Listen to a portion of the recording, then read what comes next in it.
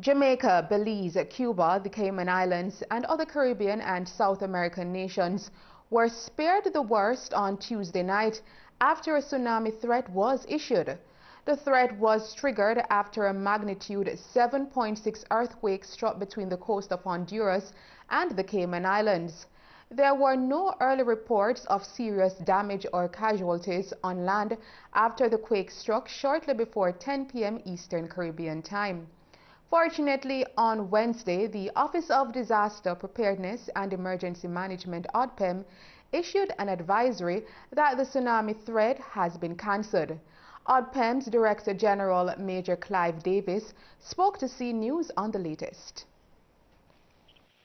The latest is that, having monitored the activities coming out of the Pacific Tsunami Warning Center and recognizing that no tsunami waves were generated, the Pacific Tsunami Warning Center issued an instruction, or information I should say, indicating that the threat had been averted.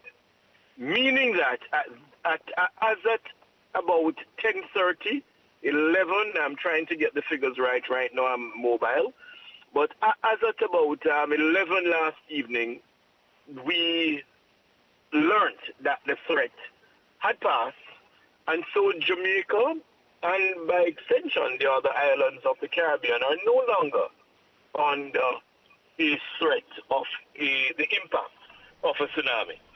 He says so far there are no reports of any aftershocks.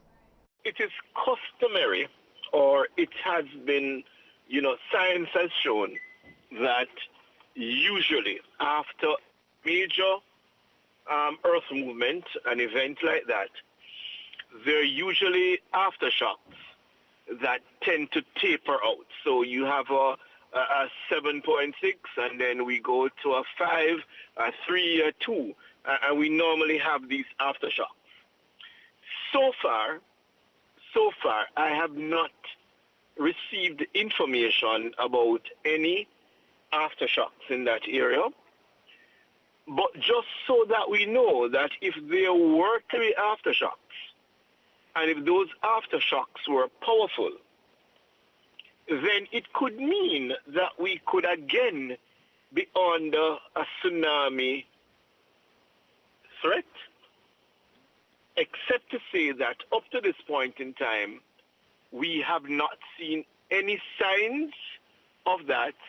We have not seen any signs of that, and so we want the Jamaican populace to rest comfortably, and the Caribbean populace to rest comfortably, knowing that the threat has been abated.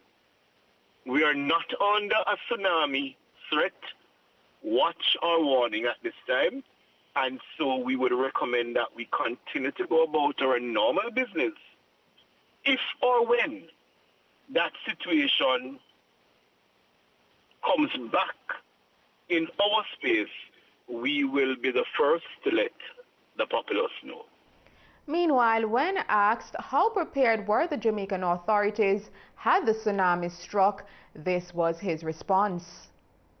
From the national perspective, I can tell you where we are, and I can tell you that based on what unraveled within about a 45 to a 60-minute period late last evening, the response that I got from all the emergency services, police, fire, military, the whole works, it tells me that we have a national machinery that is working and will work for us. He, however, says he is concerned on the preparedness of citizens for an earthquake, and therefore more public education will be forthcoming. My concern is a little bit different. Are you at your home prepared for an event like this, as a very quick onset event such as this one?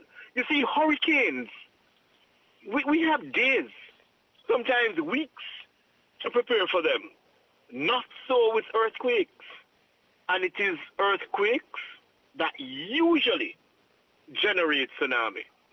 And so my question would go back to the householder. Are you prepared? Do you know what to do in the event of an earthquake? And if you live in a coastal town, do you know what to do if you see the sea receding?